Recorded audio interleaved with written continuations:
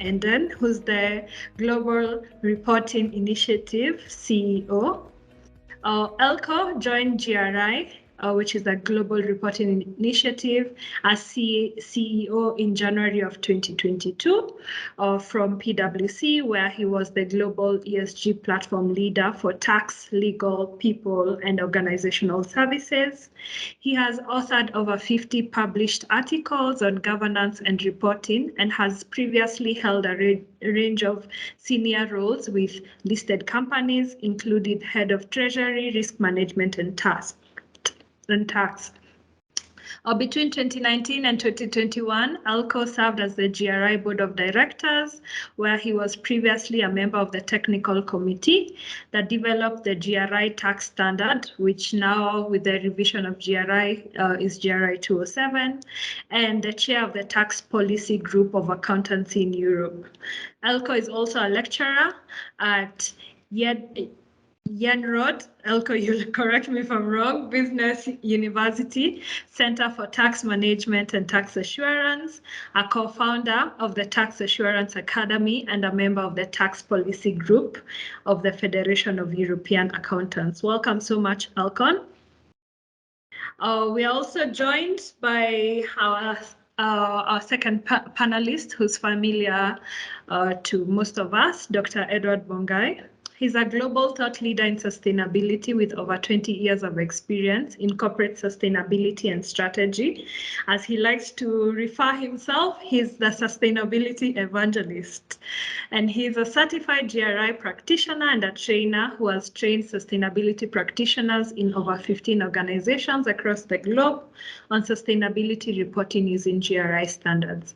He's also authored several books, including Impact Investing in Africa, a guide to sustainability for investors, institutions, and entrepreneurs. He's acclaimed for championing climate action and businesses to embed sustainability across their operations, and has dedicated over 10 years as CEO of KCIC, which is Kenya Climate Innovation Center, that supported over 1,350 SMEs in the renewable, commercial forestry, agribusiness, water management, and waste management sectors with technical support, business advisory, and financing. He also teaches corporate sustainability and innovation to executives at Strathmore Business School and sits at several boards. He holds a PhD in sustainability from Strathmore and an MBA from Scandinavian International Management Institute in Copenhagen. Welcome, Edward, for joining us. The third panelist we have today is Judith. In Pursuit for Corporate Sustainability, Judith Sidi Othiambo, Group Head Corporate and Regulatory Affairs, has demonstrated how creating shared value in the communities KCB Group operates in leads to resilient future. Judith has spearheaded efforts to incorporate the Sustainability Development Goals through various initiatives, which include implementation of environmental, social, and governance, ESG, standards, in the banking leading practices, development and signing of UNEP FI's Principles for Responsible Banking in September of 2019, and further joining Collective Commitment on Climate Action Working Group to demonstrate the bank's commitment in playing its parts in mitigating effects of climate change.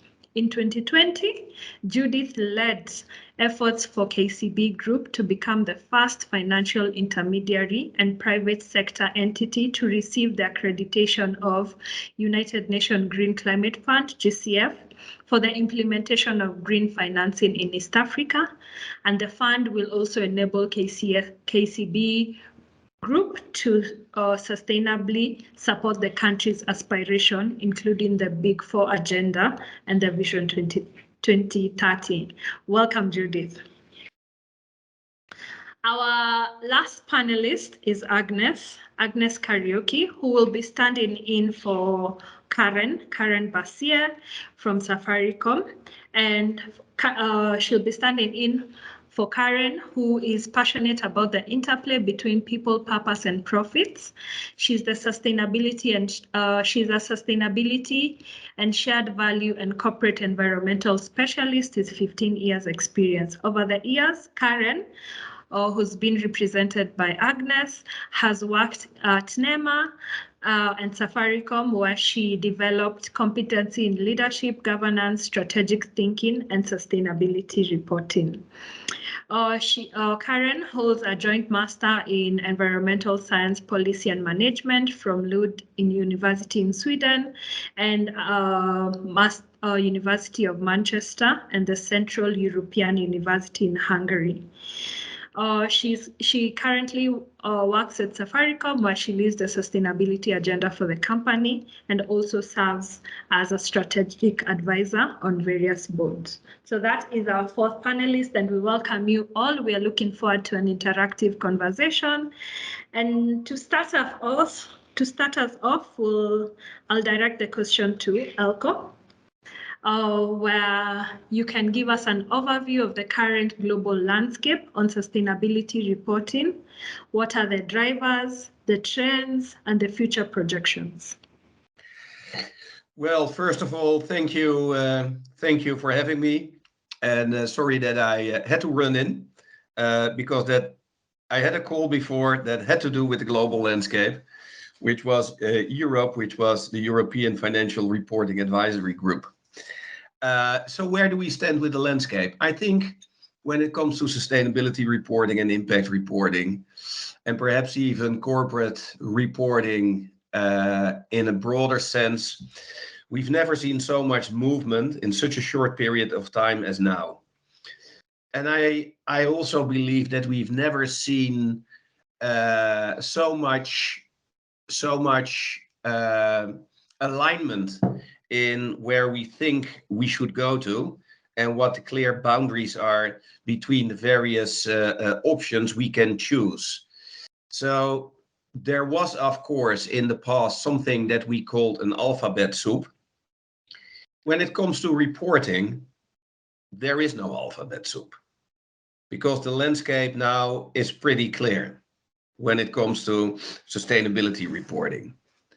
So on the one side, as you may know, in November last year, the IFRS Foundation, that is the body that basically oversees the International Accounting Standards Board, and they design and develop and maintain financial reporting standards. They decided to incorporate a sister organization to that financial reporting unit, the International Sustainability Standards Board, which basically focuses on the financial effects, the enterprise value creation effects of sustainability topics. So that is what the ISSB is. So apparently also at the level of the IFRS Foundation, the Board of Trustees, the effects of issues relating to environment, socioeconomic cohesion is something to take care of and see that there is a specialized body being made available to deal with these topics when it has effects on the future cash flows and on the profitability and on the risks of that reporting entity. So that's one side, that's the financial side. On the other side, and as you know, the IFRS Foundation standards, the international accounting standards, have been endorsed by more than 120 countries in the world. So it's at a global scale. Of course, there is a big country that is an exception, which is the United States. But they do always things like how they think they will do it, have to do it, what we also will see in sustainability reporting. So, but I think the whole ISSB idea and the rationale behind it makes sense, and we support it. On the other side, we have in Europe, and I will go to tell you a lot of acronyms and the full names. So in Europe, European Parliament, they decided to introduce the Corporate Sustainability Reporting Directive, the CSRD. And what does a directive mean in Europe, in the 27 countries in Europe, representing 560 million people? that means that it has to be implemented and introduced into local legislation within all European countries. And the CSRD basically says that sustainability reporting will become mandatory in Europe as from financial year 2023, which is in 6 months. And to whom applies this mandatory sustainability reporting? To organizations that have 40 million euros revenue, 20 million euros balance sheet total, and 250 employees, FTEs. All three? No, you only need to meet 2 of those criteria. And what is even more special, and I think very good, you have to have, when you publish that report, you have to have limited assurance on the report by an external auditor. So there is assurance on it. And the European standards are being designed by a body called the European Financial Reporting Advisory Group, EFRAG. I can't help it. And they now are designing, and that's the last one, I promise you, the European Sustainability Reporting Standards. So the CSRD has a body, EFRAG, that develops the ESRS.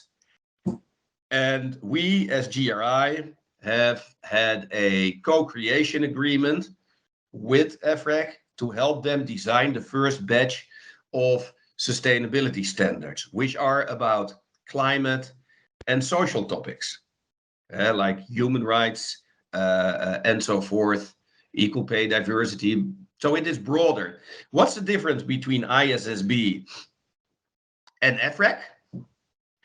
Is that ISSB is really about the enterprise, the reporting entity itself. So it is about the value creation. It has its lens on investors. So the reports and the standards are being designed to support investors in making decisions in which companies to invest. If you look at the European, it's about the financial part, but also about the impacts businesses make on environment and socio-economic cohesion. So Europe is not only, as we say, outside in, what are the effects of climate change on the profitability of the reporting entity? It also says, what are the effects of the reporting entity, of the business, pursuing its strategic objectives on climate, on the environment, and on socio-economic stability in the regions where they operate. And we call that inside out. Now look at GRI. We are perfectly positioned because we are about impact reporting already 25 years. So we are about inside out. And because we are about inside out, and because I would say most people, whether they work for large businesses, accounting audit firms, standard setter, capital markets, and also NGOs, they believe that both the financial part of reporting and sustainability, as well as the impact part, so the effects on the business itself and the effect the business has on society, are of equal importance and equally relevant. So that is also one of the reasons why we as GRI concluded with the ISSB a memorandum of understanding, whereby we drive a joint work program and converge and try to align future standard setting, definition, etc., to create this global baseline. So that data is comparable, companies can be held more accountable because there is comparable data. It will and must reduce greenwashing and will ease the understanding and decision-making of multiple stakeholders, whether they are investors, employees, suppliers, communities you operate in, clients, and so forth. So that we hope these 2 pillars, as we call it, should be a global baseline where local regulators can hook into. The European thing is partly based on GRI. There's now this public consultation, whether it will be one-on-one GRI. That's of course to be seen. So what I expect, and what is the information we get literally from around the globe, whether it's Africa, Latin America, Southeast Asia, Europe, United States, is that people like the two-pillar concept. Why? Because it already exists for nearly 25 years. Large businesses report under international accounting standards, and nearly 11,000 of these large businesses voluntarily report under GRI standards.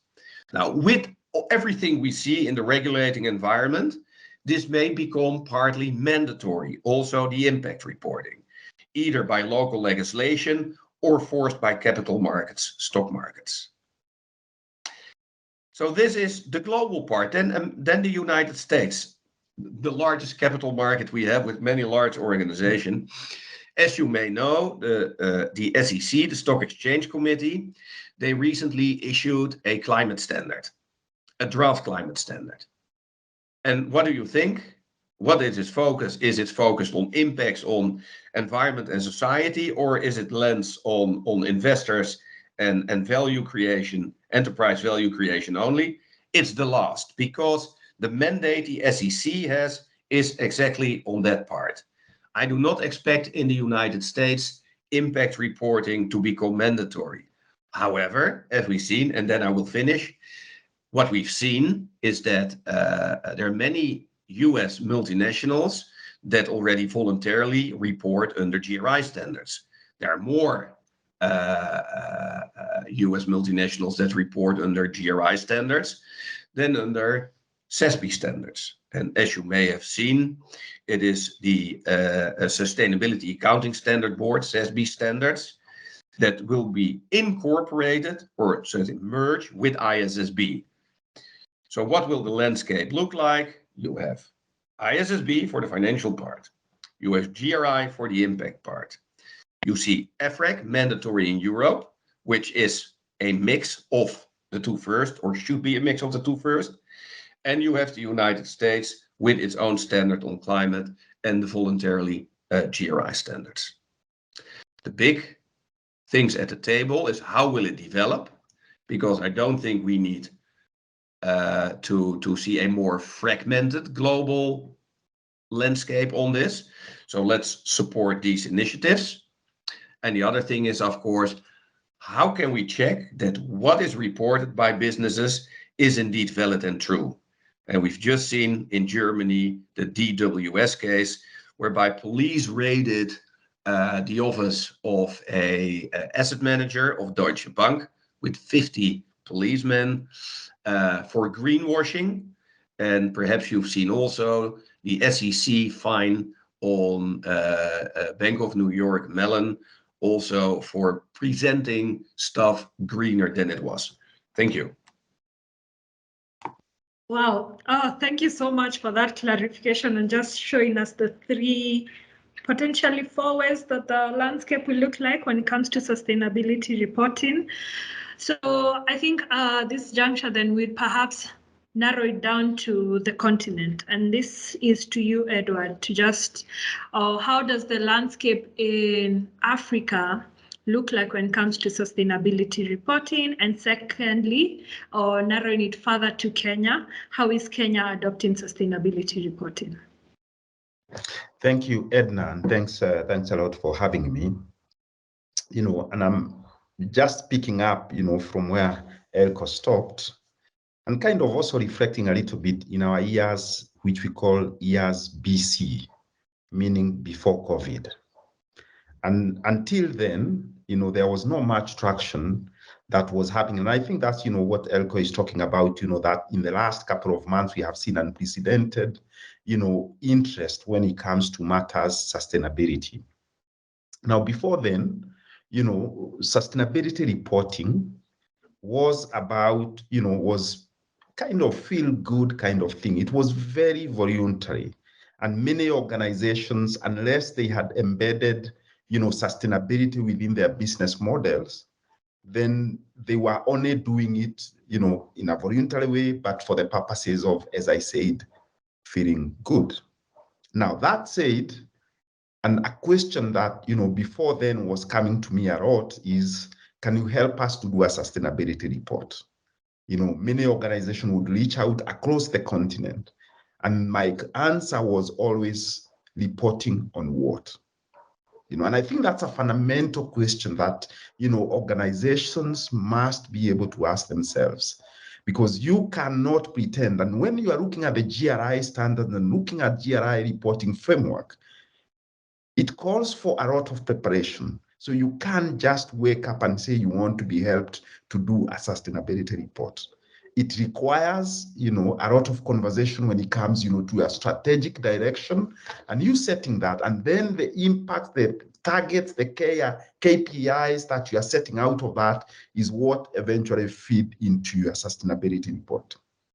However, that said, what have we seen, in the recent past? Now, whether we like it or not, and this is the landscape now, this is not becoming a thing of feeling good. It is indeed, on one hand, for those who understand it, is becoming a way of doing good business. For others, it's because of regulations. And indeed, Elko was talking there, and we might not, like the trajectory that we are taking, but truly sustainability is becoming regulated. Just to think about Kenya as an example, already in October 2021, the Central Bank of Kenya, issued guidelines on climate-related financial management for financial services.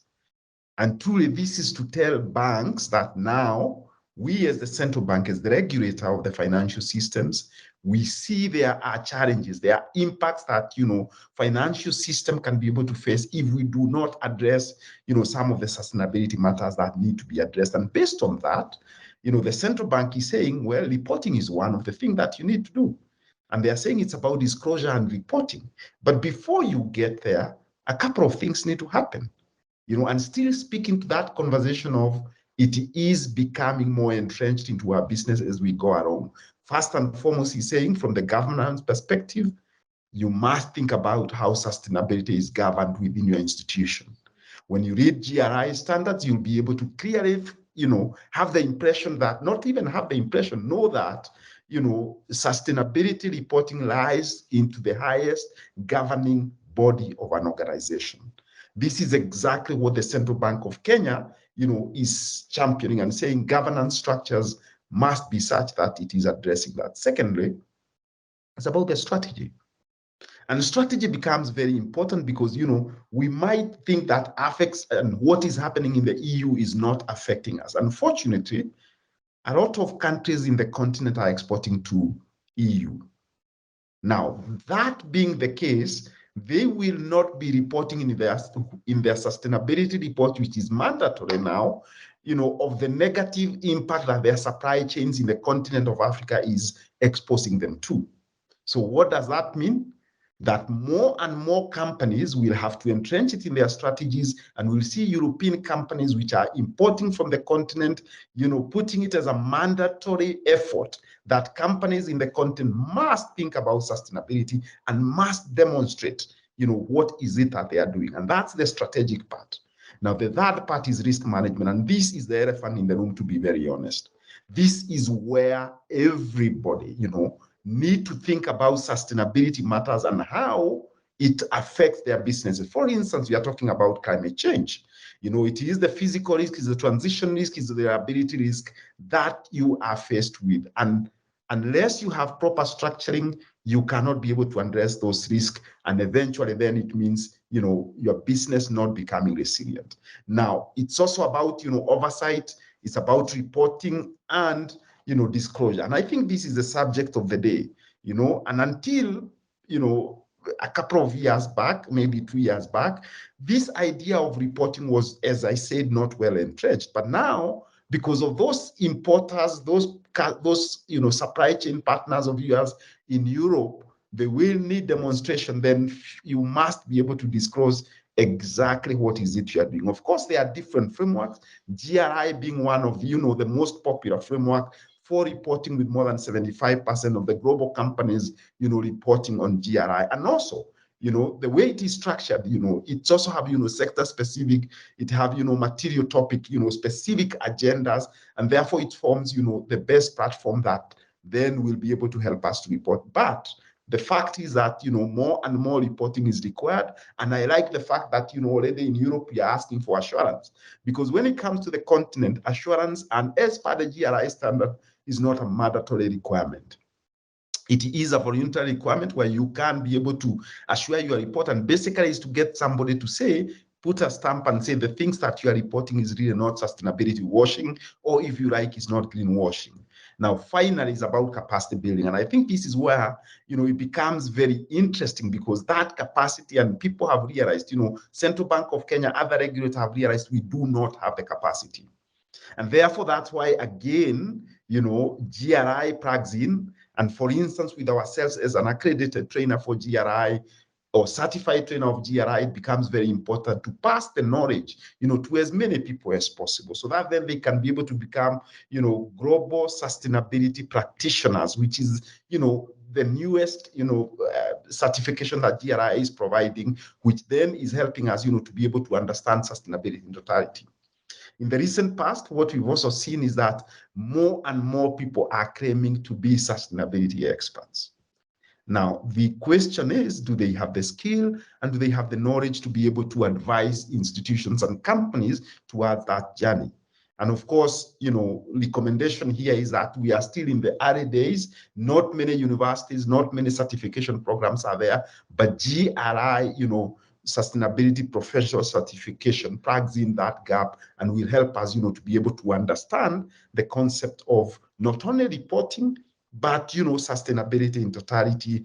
And I think that's the way forward. Now, that said, I think, we are in very good times. I'm really looking at a thriving, new sector. 10, 15 years when I went to Copenhagen, ESG and sustainability was, it wasn't an interesting word, but over the recent past, we have seen it. And therefore, I encourage all of us, that we should be on that website of GRI as GRI, sustainability certified professional, practitioners, which will give us the ticket, within our organization, within our communities, to be able to make that difference that we want to make. Thank you, Edna.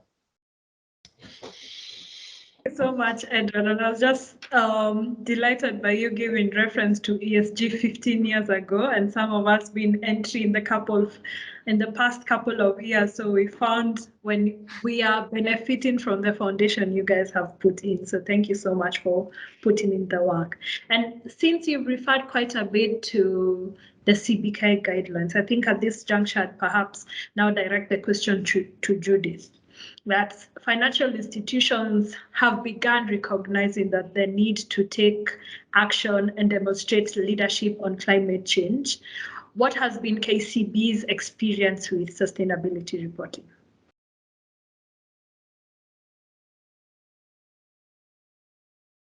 Thank you, Edna. I hope you can hear me. Yeah, so thank you, Edna, and thank you all the guys who have joined. So my name is Judith Sidi Odhiambo. I'm Head of Corporate Affairs and Sustainability at KCB. So for us, KCB has been a journey which we started in the year 2007. And so after we adopted sustainability as our way of doing business and recognizing that we want to be a purpose-led organization. So for us to be a purpose-led organization, how do we make sure that the brand is sustainable in the way we do our initiatives? At that time, there wasn't much information about it, which we could be able to adopt and move along with. But we took the first step and we said, let's embrace it, let's adopt it, and then we shall learn as we go along. So it has been a journey which we have been moving along. And so we continued to do our sustainability report. If you look at our sustainability reports earlier in 2007, 2008, 9, 10, they are very interesting because at that time, of course, there wasn't a lot of knowledge about it, but we did align ourselves with a global reporting initiative as we learned the steps of what the requirements were. and we moved along with that. So basically, a sustainability report is how an organization gives its disclosures from a non-financial reporting performance. Of course, there's the financial, because for banks or for organizations that are listed in the Securities Exchange, we find that it's imperative for you to do a financial report, the annual financial report. And for KCB, we even managed to move into integrated reporting. So we have the integrated reporting, which includes our sustainability reporting, which is highly summarized. And then, of course, now we do the sustainability report with disclosure and a global reporting initiative. So some may ask, why did you pick a global reporting initiative and not any other? So basically, we picked it because we wanted for it to enable us to learn and progress as we get to identify which are the areas and context that make sense. Of course, we also looked at which are the areas that you could be able to start reporting on. The good thing with GRI, you don't have to do everything at once, but you can do it progressively. And of course, in areas that you don't have information, you can also be able to disclose why and when do you intend to do it. So it gives us a lot of flexibility, and we felt that is a good way to start from, and it has enabled us to be able to increase our disclosures as the years went along, and we have broadened it. And of course, with the coming of the Sustainable Development Goals, we have now incorporated that. Also climate finance and climate change, we have also incorporated that to make sure that it is more holistic. So it's basically part of the non-financial reporting component of an organization, and therefore it gives a lot of details of how you run your organization apart from the numbers, which is the profitability part. And we have also noted our stakeholders have also been very keen. They have been putting a lot of pressure on us to understand how does an organization like KCB run its business apart from the numbers. How do you run your business? How do you take care of your employees?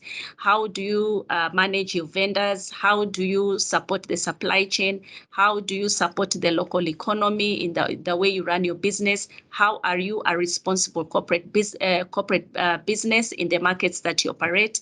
So all this information is what we provide in the report to be able to guide our stakeholders on how we run our business from an ethical perspective. So with that information, and of course, from the financial information, then they can be able to assess and say, of course, KCB is a purpose-led organization, ensuring that we run our organization from a better financial perspective, economic perspective, social, and also the environmental component that is required.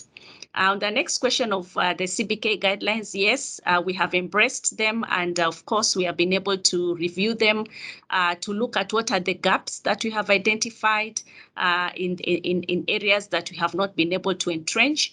And so it has been a good eye opener for us to be able to see which areas do we need to incorporate and be able to work on it. So we have given ourselves the short-term goals, what we need to achieve, the medium-term goals, and also the long-term goals. So that has formed part also of our climate guidance risk that we have also adopted as an organization.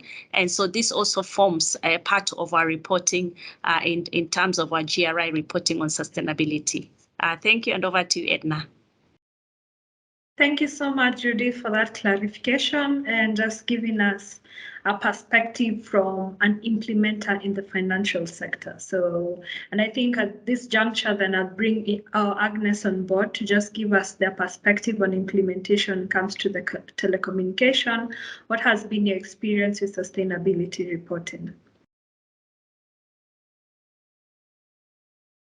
Thank you, Edna, and good morning, everyone. Hope you can hear me, Edna. Okay, thanks. So yes, similar experience to what Judy has talked about. Sustainability for us still remains a journey. So for us, the sustainability journey began in 2012. And it began by defining our vision and our sustainability framework as a company. And so what we did in 2012, when we started the journey, the sustainability journey, is that we came up with 8 key material matters that we identified as a business in terms of sustainability. So we started tracking also at that time also our carbon footprint.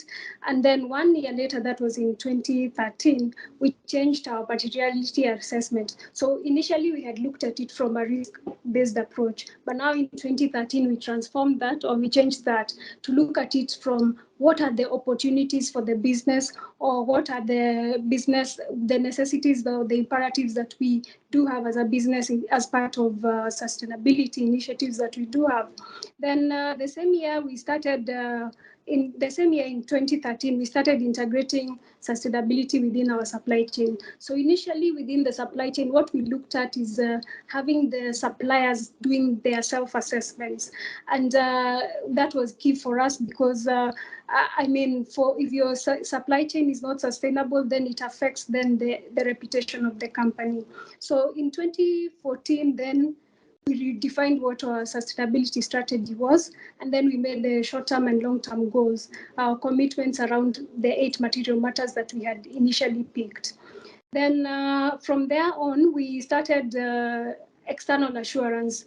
I think it is Dr. Mungai who had mentioned about the importance of assurance. So when we initially started, we had not done external assurance on our sustainability reporting, but in 2014, then we adopted that. And then in 2015, we began reviewing again our material matters, and we had 8 material matters at the beginning, and so we reduced them to 4 material matters. And the aim here was to sharpen our focus in terms of what we are doing in the sustainability space. So, and in the same year, we also started doing true value analysis, which shows our impacts, direct and indirect impacts as a company to society in terms of environmental and social impacts that we do have within Safaricom. And so this true value analysis, we use KPMG true value methodology, and we've been doing it ever since 2015. Then after the true value methodology, I think the other thing that would be key in terms of our sustainability journey is that we adopted 9 of the 17 SDGs. And this, we did it not only as part of strategy, but also including it as part of our business objectives and our KPIs for staff. And what we did is that we had sustainability champions across the business, championing different SDGs as per their subject matter expertise area. And so that was in 2015, 2016, when we started integrating 9 of the 17 SDG goals. And then we've seen over the years then the benefits of adopting sustainability within our strategy. And one of the things that I can mention, for example, in 2018, Safaricom was named a global lead company. And that's because of the way and it was the first, I think, since in 2018, and that's because of the way we had been integrating sustainability and SDGs into our business operations. So over the years, I think sustainability for us remains a journey. And what I can say, 3 key things that we've learned in our experience with sustainability is that we have to know and show our numbers as we are growing, because it remains a journey. As we keep on adopting, as we keep on adjusting, as the world changes, we have to know and show our numbers and show our journey throughout from when we started until where we are now and the progress that we hope to reach in the future. The second thing is that for sustainability to be integrated within any business, then the tone must be set from the top. That is from the leadership. And I think that's important, because when the leadership has the buy-in, then it's easier then to integrate sustainability into the business strategy and implement it. Then thirdly is what, just like Judy has mentioned, sustainability remains a journey. It is not something that you can say you have reached. So it remains a journey for us. And so we cannot say that we even with the over 10 years of sustainability that we have made it still remains a journey for us. And I think there's still a lot to be done, and we remain committed to that. So I would summarize as the journey so far for Safaricom in sustainability. Thank you so much, Agnes. And I love that you brought in the component of supply chain, because at times sustainability reporting is misconstrued as something that is done by large and multinational companies. But based on the example you gave, and it also borrowing from what Edward was saying, that the supply chain that plugs into these big companies then need to also adopt sustainability. And I think I'd now even come back a bit to ELCO and ask then, how can SMEs be able to incorporate sustainability reporting into their day-to-day practices? And also we can get just a quick word also from Agnes and Judith on how they are doing that in their own supply chain. Okay, let me try to answer that. And first of all, it may sound a bit daft, but that falls and starts, of course, also with what your definition is of a small medium enterprise. I was in Bonn in Germany a couple of weeks ago for a session with DHL Deutsche Post. And there was this lady from a small family business, and it was also on ESG. And she said, yeah, we are a small family business founded in 1923, blah, blah, blah, blah. And we only have 1 billion euros revenue and 6,000 employees. Well, that means that in Belgium, where I live, you would be on the top of the listed stock exchange in revenue. So, but apparently to Germany, that was a small-sized enterprise. I think it is twofold for what we would say are smaller, small medium enterprises, mostly to be found in retail in the supply chains. I think what's very important to understand is that we see that within global supply chains, we see more and more pressure on small medium enterprises as suppliers or clients of larger businesses, that they need to apply to a certain set of conditions that are being imposed on them by larger businesses that manage the supply chain, in order for those larger businesses to meet the requirements either in their set of reporting standards in the scope 1, 2, 3, your supplier, what you do yourself, and what your clients do with those products. So that is a big driver, as well as that we see initiatives in some countries to try to push small medium enterprises into thinking more in sustainability. And that can happen in various ways. There is, for example, the use of the tax tools in order to discourage or encourage certain behavior when it comes to environmental or social issues. You start to tax polluting industries, plastics, environmental taxes, and everything like that. And then you as a business need to report on that in your returns. That is not like a sustainability report for the public use. No, it is a specific targeted approach by a government to enforce certain behavior. On the other hand, in Europe, with the smaller medium enterprises, but that's also a definition, is 40 million euros a small enterprise? I think that is in most jurisdictions quite a large enterprise already. But you see that within local statutory accounts, some jurisdictions try to come up with something enabling them to report on their let's call it environmental and social footprints. But that is not very well developed yet, because it also has to do with the capability small medium enterprises have to step into this. So I do not expect mandatory reporting in the public domain via local statutory accounts or others being imposed on small medium enterprises as a successful approach to look more at and to educate more the positive effects of a sustainable supply chain, sustainable business, and being a social entrepreneur.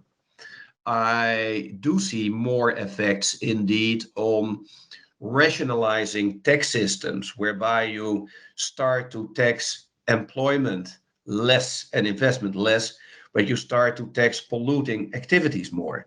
I think that is the future. And I think it is also a quite democratic way of achieving this. However, it needs a proper infrastructure in order to enable you to do so.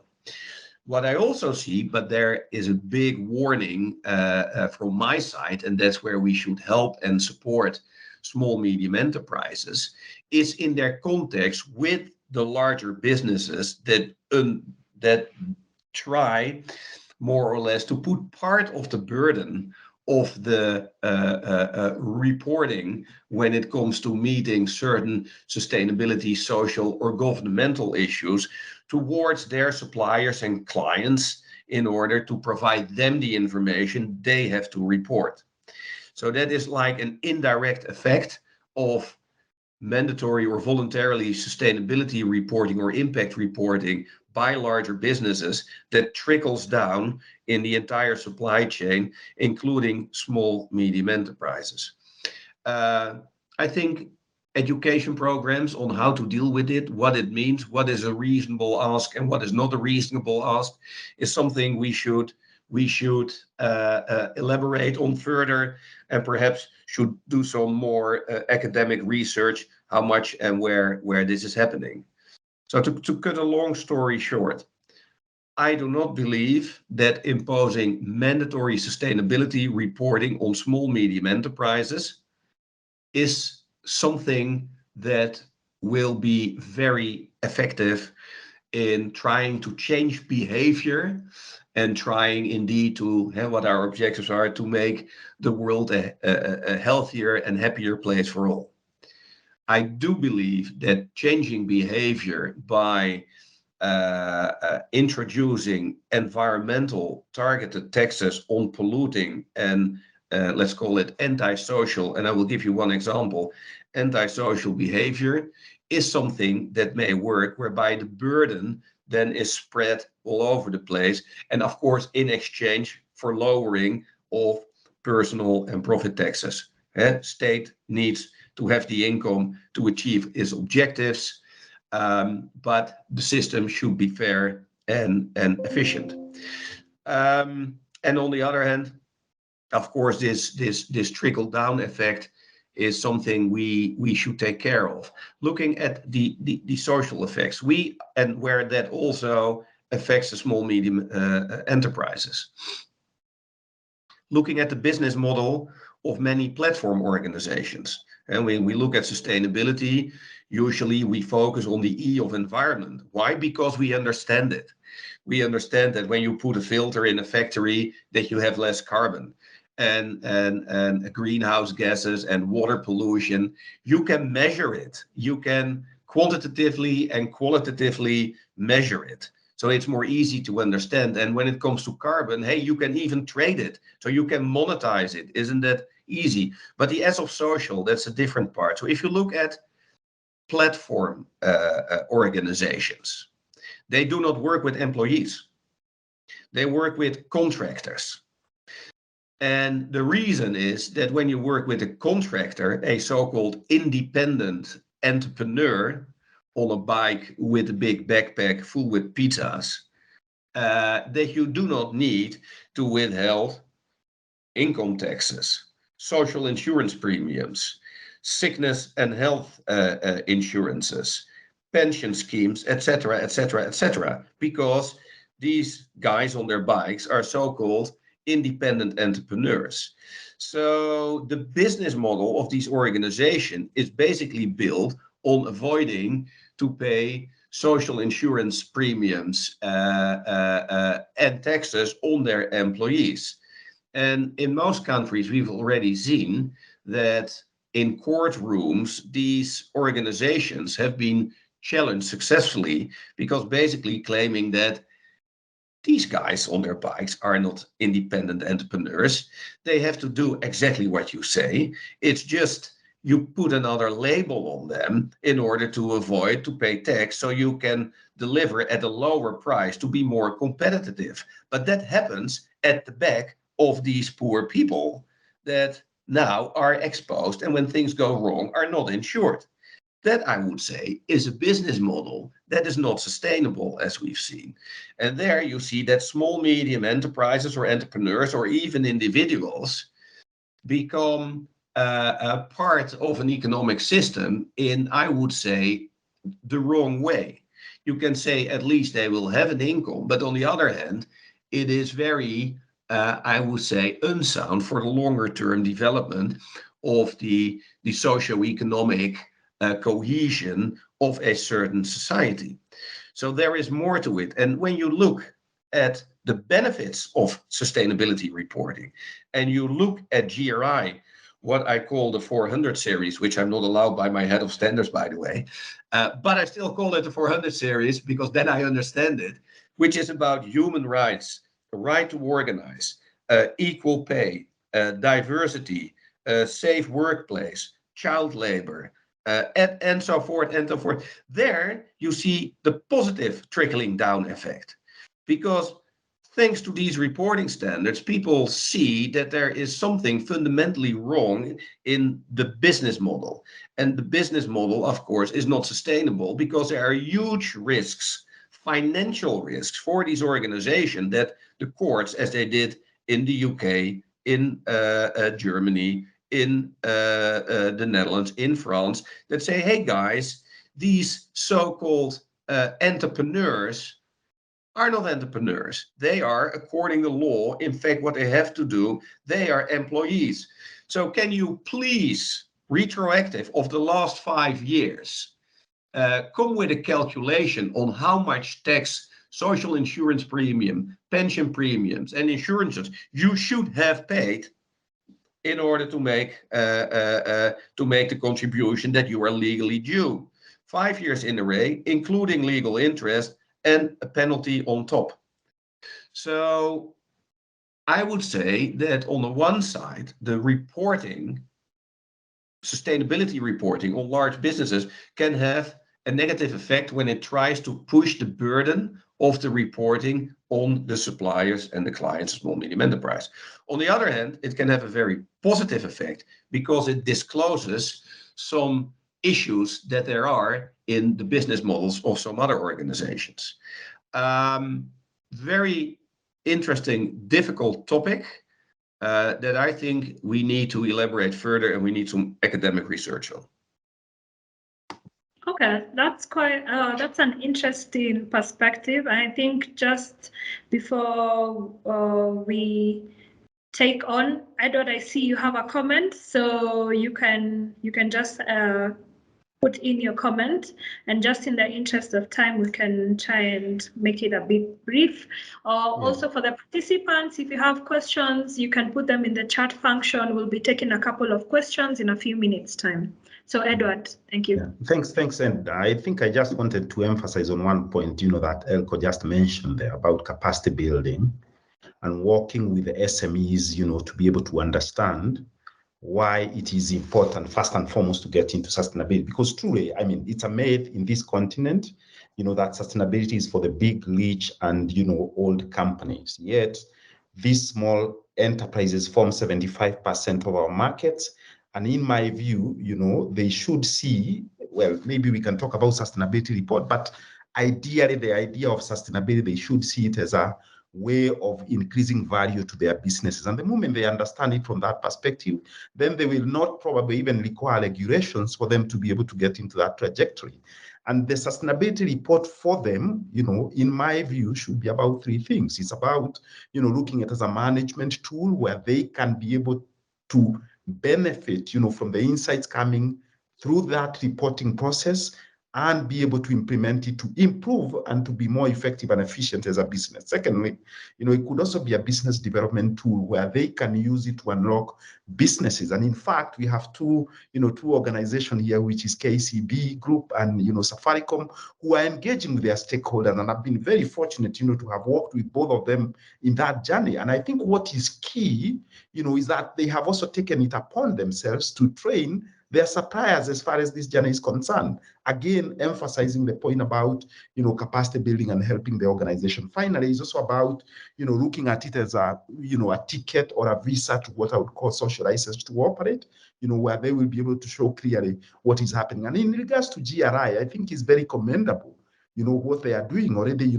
I've had discussions with Tendai and Douglas, who are, representing GRI in the continent, who are also part of this conversation today, on how, GRI is supporting small and medium enterprises to get into this through, capacity building and training. And I think this is the effort that all of us, we need to get into that trajectory, and eventually, we can have more small businesses embedding sustainability within their business systems. Thank you. Thank you so much. Thank you so much, Edward. Just to get a perspective of a company that is implementing. So Agnes and Judith, you can just tell us what impact has the decision to take on sustainability had on your supply chain, and how have you been able to support the businesses that feed into your operations? So you can just give us a quick overview of how that looks like. I think we can start with you, Judith, then we go on to Agnes. Thank you, Edna. So what I would say is that for us, as we work with our supply chain, we have, of course, various parameters that we have given them. But one of the key things that we engaged with them is to make sure that, of course, we trained them on what exactly we talk about sustainability and what are the expectations also from the organization. Of course, for KCB, the nature of the organization is big, and so we do have a lot of contractors who provide us various services, whether it's cleaning services, networking services, security, and they vary. So it's to sit down with each one of them, and we went through the whole process of what we expect of them in terms of sustainability. So we didn't tell them that everything must be done today. So we have gone with them again on steps through the journey. Just to guide them and to tell them what is our expectations. And so simply just to go through, like, how do you take care of your employees on a day-to-day, just to make sure that in terms of their safety, they are well taken care of, that even they are paid within the minimum wage. So those are the very, very basics which they are in charge and they're in control of it, which they can be able to implement. So those are the things that we went through.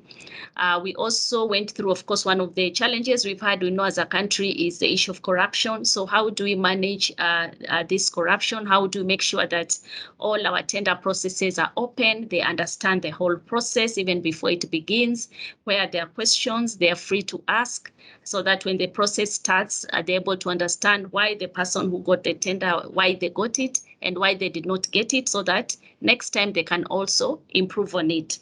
So we've gone through them also on all those steps on labor issues, how they do the employment, the various materials that they supply to us. Can they be able to get things that maybe we can reuse, we can recycle easily, or even we can be able to reduce? Challenging them that even with the items that we normally ask for, can they be able to get some of those items that are environmentally friendly, and advise us as an organization that this is where the world is going, or this is a good thing to adopt because it's environmentally friendly or socially it is acceptable.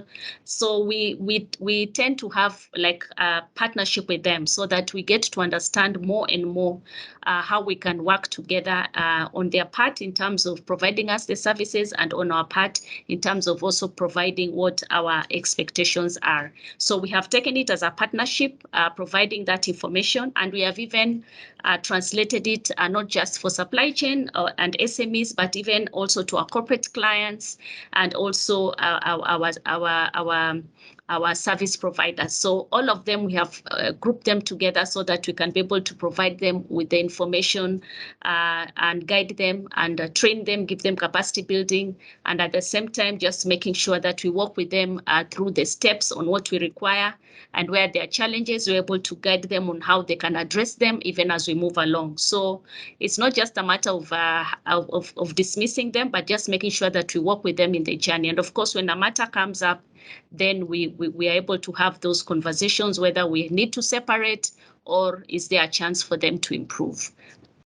Thank you. So that's how we have gone around it, especially the SMEs and also our vendors and our service providers. Thank you. Over to you. Thank you, Agnes. Thanks, Edna. And I think for us, the first thing that we do have in terms of ensuring that sustainability is integrated within our supply chain is that we have a requirement for any supplier working with us, then they must sign up to the Supplier Code of Conduct for Safaricom, as well as the Code of Ethics for Business that usually now shows or embraces the UN guiding principles.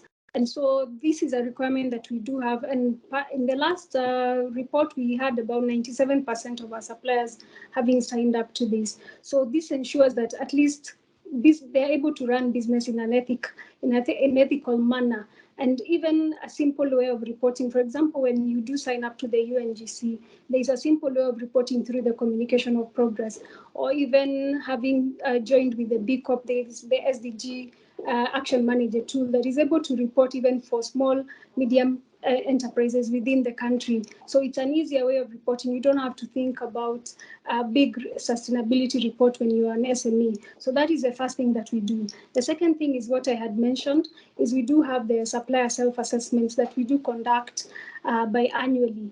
And so in this, we are evaluating how the supplier, for example, takes care of the employee in terms of health and safety, in terms of leave, in terms of not only annual leave, but in terms of also maternity leave or maternity cover for their employees, basic like health insurance like NHIF. So the assessment is meant to check and even compliance with issues of child labor and so on. So this is the second thing that we do in terms of assisting our suppliers. Then thirdly, we do have forums where we do train suppliers. And these forums pre-COVID were done in person, but now we do them virtually. So at least 2 forums per annual year. And in these forums, then we do have various topics that are being addressed. It could be an issue on the SDGs, adopting the SDGs. It could be an issue on integrating sustainability into the business strategy and so on. And then after what we've done now, after several forums where we've created awareness on sustainability, is we've gone a step further now and come up with an award, a sustainability award for our suppliers. So those who do integrate sustainability within their business strategy and they have tangible outputs or outcomes that they can show, then we are awarding them for their work within the sustainability space. So recognizing that they're taking the step, even if it is a small step, because again, as we say, sustainability is a journey. It's not something that you do overnight. So we've now come up with a way of rewarding and recognizing, and this we are doing now within the forums that we do, annual forums, those suppliers within our ecosystem that have adopted and integrated sustainability within their business strategies. Then we do have specific programs that we have in terms of assisting the suppliers or upcoming businesses, small, medium-term enterprises, and specifically those that are women-owned. And we have the Women in Business program, or Women in Business program, that we are looking at how can we have more women suppliers taking like 10% of our procurement spent as a business. So looking at such initiatives that would encourage the small and medium-term enterprises, or even looking at how can more women, we are a technology company, how can more women-owned businesses then move away from the traditional services of providing, for example, catering services and so on, moving on to take tenders within the technology space. So this is what we're doing with mentoring sessions, coaching sessions, and we have even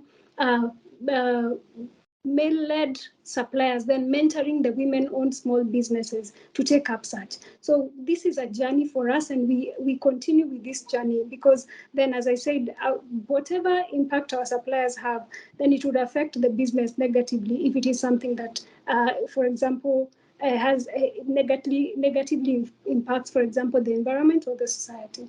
So that's what I would say for now. Thank you so much, Agnes and Judith, for your inputs from a practicing company and how that translates to the supply chain. So I think at this juncture, I'll take up a couple of questions. My colleague Grace will also help me monitor the questions and ensure that we address as many as we can. But I'll start with the first one, which aligns to actually one of the questions we put out to ask. And we have Martin, who is a law student at KU, asking and saying thank you for the webinar. And his inquiry is, which institution offer professional certification on sustainability reporting within Kenya? And I think I'll direct that question to Edward, and also add to it the question on what are the advantages of being a GRI certified sustainability practitioner? Then I'll take a second question, so we can do those two in one round, then I'll come to the rest of the questions. And the second question I'll take, it's from Unsav. From IntelCap. Hi, thank you for joining us. And he'd like to understand how GRI addresses reducing carbon footprint of corporate organizations, especially science-based targets aligned to the Paris Agreement of keeping global temperatures below 1.5. And that question I'll direct to Elko. And to add on that, you can also give us a brief overview of the GRI standard. So I think because of flow, we can start with Elko, who will give us an overview of the GRI and answer the question from Unsav. Then we can have Edward talking about sustainability practitioner training. Well, thank you. So let me answer that. But first, something else as an introduction to the answer. I think that you know GRI, we have our universal standards, we have our sector-specific standards, and we have our topic-specific standards. And the longer I am in this business, and it is now like 15 years, the more I see the interdependency and the connectivity between the various topics in the value chains. So it is very difficult to solve a global solution, to come with a solution for certain topics that have a global reach, for example, like carbon. Because if you, and I gave this example not too long ago in the United States, where I said, well, okay, we have something like an energy crisis now going on. But on the other hand, we have a climate crisis going on. But the energy crisis we can not solve right now by stopping to use fossil fuels, because then everything will stop. Not only that, if, for example, you are the director of a coal mine in West Virginia, to make an example, and you are under pressure to close down the coal mine, or and reduce indeed carbon footprints of organizations, because there will be no coal to be used. The side effects is on the social aspects of the local community where that mine is located, because it will mean unemployment, it will mean alcohol and drugs abuse, and everything that we have seen happening so far. So solving solutions or solving problems like global warming, like carbon emissions, you cannot just do, and you cannot just solve by only looking at the carbon output. You also should take into account what the effects are for the local communities and societies where you have to deal with, and what your fallback scenarios are in case of an energy crisis that we now see happening on the back of a terrible war in the Ukraine. So that is basically my introduction.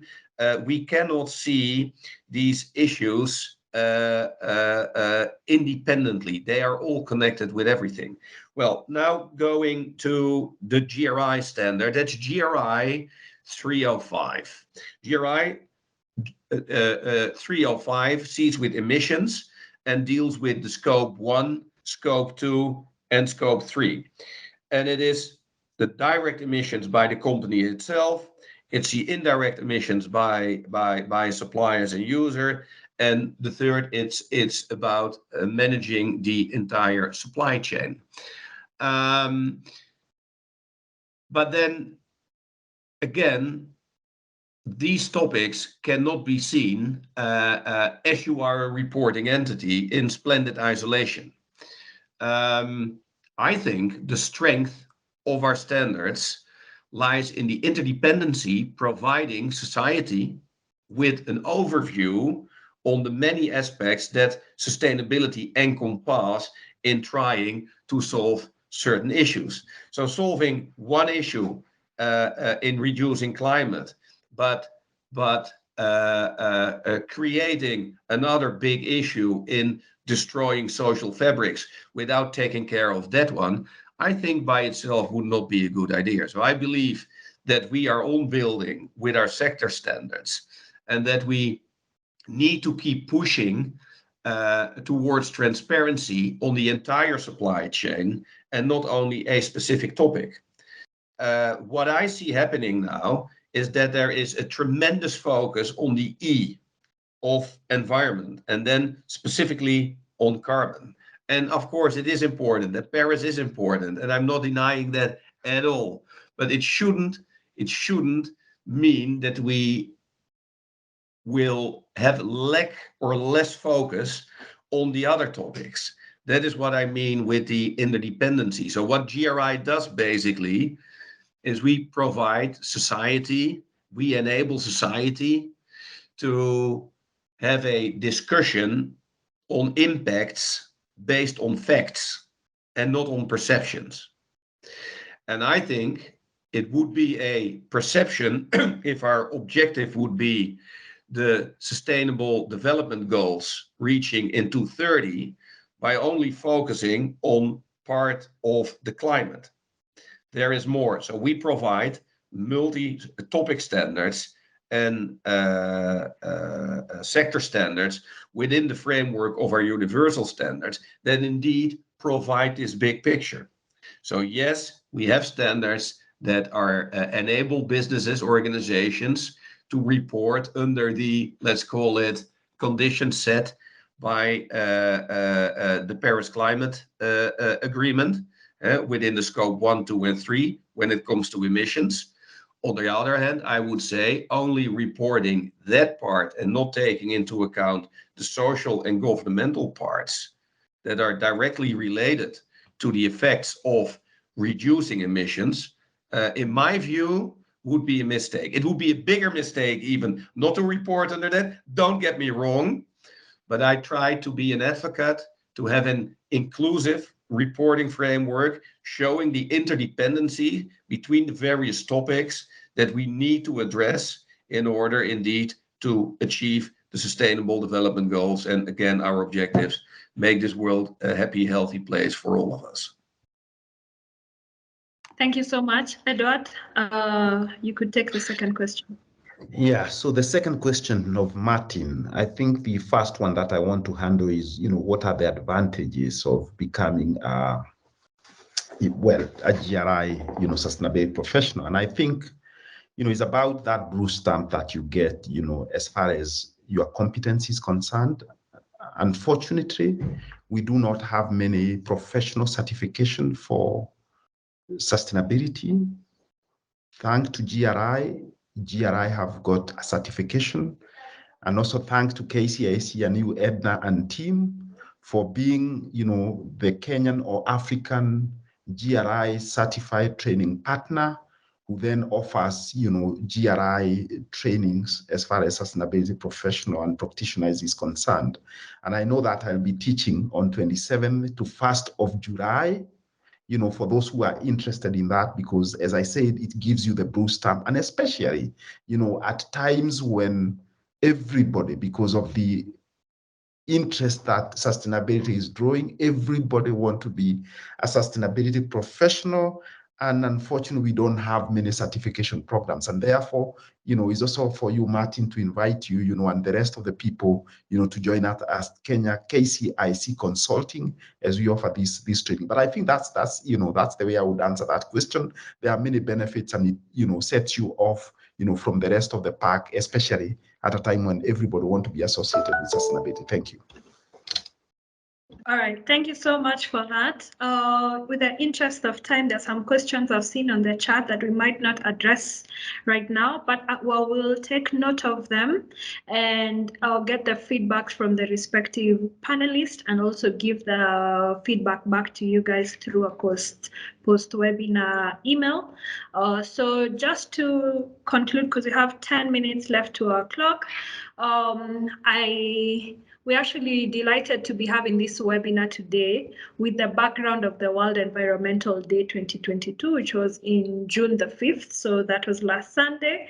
And this year it was themed Only One Earth, that calls for collective transformative action on global scale to celebrate and protect, restore our planet. And taking into consideration what we've heard from Elko, our people too. So how would you advise businesses to play a role and take action on sustainability? So this is a question I'm posing to all the panelists, and if we could just take a minute to answer that question, that would help us conclude our webinar. So I think we can start with Elko, then Edward, then Judith, then Agnes. People that know me know that it's for me very difficult to speak only 1 minute. So I'll do my best. It's about credibility. It's about doing sound business. It is not possible to run a successful business in a dysfunctional society. It just doesn't work. There is a social contract between government and business to make the system work. You have a responsibility towards the environment, towards the people, and to see that the system can work as good as it can. That is not just a woke, strange, leftish thing. That is just doing good business. There is plenty data that shows that enterprises that have a social footprint, that do indeed care about the environment, are far more successful than short-sightedness. That is a fact. So if you have a broader scope on environment and on social behavior, you will attract more qualified staff. Staff will stay longer in your organization. One of the biggest factors for organization not performing well is high turnover of staff and the inability to attract qualified staff. The other one is that people want to live and work in a safe, healthy workplace, which has to do with environment and just labor rights. Be a good employer, take care of the environment, and you will thrive and see better results.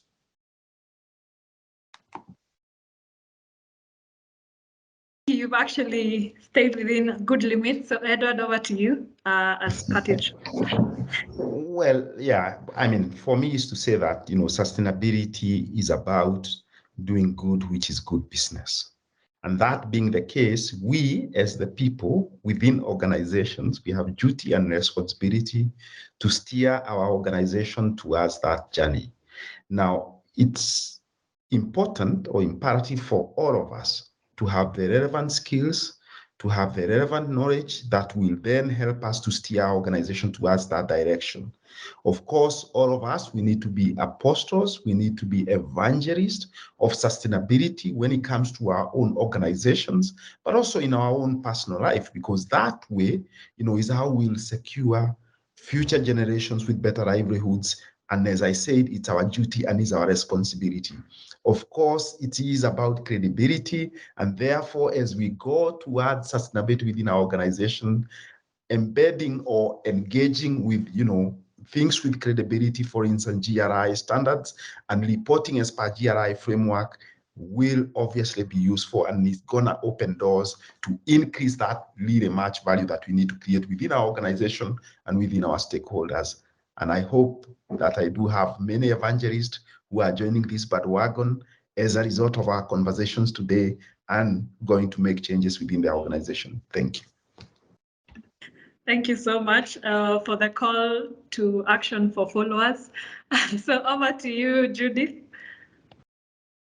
Thank you, Edna. So for me, it's to say that it's important to be a good corporate citizen, and expectations of a good corporate citizen is holistically, you have to make sure that you're able to take care of your environment, you're able to take care of your society, and ensure that there's proper governance within it, even as you make your profits and even as you make sure that you're financially stable. So that it's not something that we can wish away. It is something we need to embrace, all organizations, because stakeholders are also very much aligned that organizations must be able to report from a non-financial reporting perspective so that they can understand better how do these organizations run their business on a day-to-day, and are they running it from an environmental and social governance perspective, and also looking at the GRI, are all the reporting lines being done, and if not, why is there a challenge? They also want to understand the organizations better. Secondly, also is that sustainability, of course, must be run from a strategic component from the top, because when you weave it into your strategy, then it enables you then to make sure that it runs across your whole business and you're able to tell that story. So when you say that we are a purpose-led organization, it means then that we have woven it into every area of your business. And therefore, it becomes easier for you to report on impact, because once it's part of your strategy, then of course the component of impact and how are you serving the society better will come out very clearly, and how are you taking care of the environment also will come out very clearly, and how are you working in terms of your relationship with your vendors, your shareholders, and also your other stakeholders also will come out very clearly. And then also is to embrace partnerships, because this is a subject matter that not everybody owns. And so it's important also for organizations to embrace partnerships so that all of us can learn from each other. Like today, we are learning from GRI. So again, to learn from all other sustainability experts, those who are in the spaces where they're experts, so that we can borrow and be able to ensure that organizations are aligned and move forward. And that also includes capacity building. And therefore, long-term planning, again, it's important. I know we're all used to short-term goals, but sustainability forces us to think long-term, 10 years, 20, 50, 100 years from today, where shall we be? So again, a lot of expectation that we need to play our role as corporates so that then we can leave a better place for our next generation. So thank you, and over to you, Edna. Thank you so much. Agnes, you have a minute. Yeah, that's a disadvantage of being the last person. So, but yeah, I'll put you first time.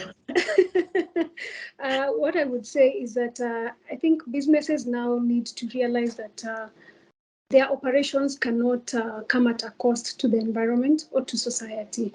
And the business of business cannot be the same, cannot be business as usual. And so business has a role in doing good in society, and that is also good for business.